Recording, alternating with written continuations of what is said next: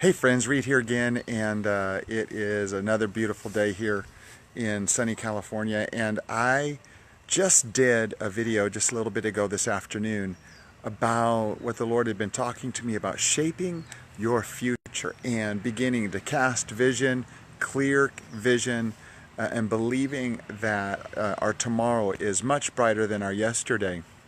What was very interesting was what was very interesting is that yesterday a new friend of mine, Adam, actually he and another friend of mine, Christine, were on a video, and they were just giving prophetic words. They were praying over people, and they were giving prophetic words to people. And there's Christine now. Hi, Christine. So Christine and Adam were on a video yesterday, and I just got on. I just wanted to hear the heart and just hear what God was doing in them there as they began to share their love for people. And and what was interesting is Adam said, hey, I have a word for Reed. And he gave me a word about he said, I see youth, I see ministry, I see you just go back to preaching the gospel and seeing signs and wonders happen. Well, what was very, very interesting is that it totally reminded me of something that happened to me when I was 15 years old.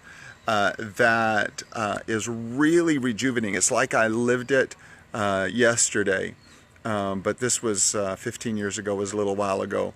So I see a lot of friends of mine. There's an old friend from the Nazarene Church. There's Wendy. Hi, Wendy. Hi, Meredith. Hi, Jason.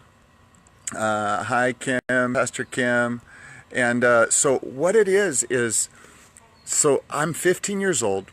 I was singing church all the time as a young man, and one Sunday night, my cousin and I were scheduled to sing a duet at our little church here in Roseville, California, where I got saved at 3 years old, and we had a youth group of probably 16 to 20 young people, and I was the freshman, and everybody else was older than me. Well, what was incredible about this particular Sunday evening is going into the evening, my heart was really burdened for our youth group, because many of them weren't serving the Lord, or they didn't have a close relationship with the Lord. They didn't have a passion for Him. They would come to church because it's what their parents brought them to do, and it was just what you did back in the 70s and 80s and early 90s. You just went to church, and so this one Sunday night, I'm sitting there and I'm praying and getting ready to sing, and my cousin and I go down into the little children's room, and I said, you know what, I'm going to pray specifically.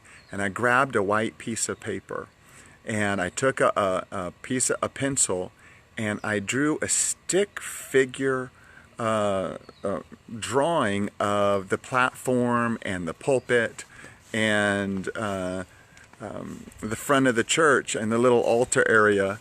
And as I was there drawing this little stick figure, I drew a little stick figure, literally a little round circle and a little stick figure of about 16 or 17 kids kneeling at the altar. And then I wrote the name of every single one of the young people in our youth group. I wrote their names above the stick figure, because my heart was praying that they would actually come to the altar, get right with the Lord, and pursue Him and give their heart to the Lord fully. Well, my cousin, pastor, preached a sermon. My cousin and I sang our song during the offertory just like normal, and just like clockwork, Pastor Riddle, he gave his altar call.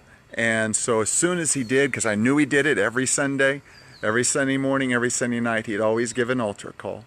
And as soon as he gave the altar call, I ran down to the front of this little church, and I got my right shoulder right up against the wall, and then I just began to pray.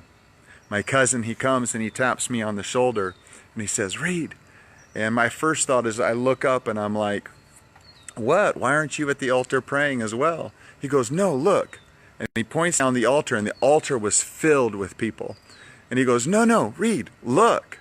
And I look down, and it's all the young people. And I'm like, oh, they've come to the altar. He goes, no, Reed, look. And he hands me the piece of paper. And I bet you know what I'm about ready to say.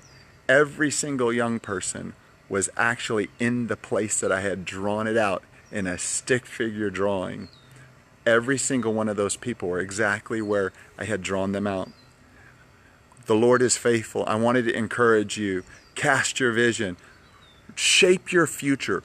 If you have to draw it out in a stick figure white piece of paper with color crayons or a number 2 pencil, do what you got to do.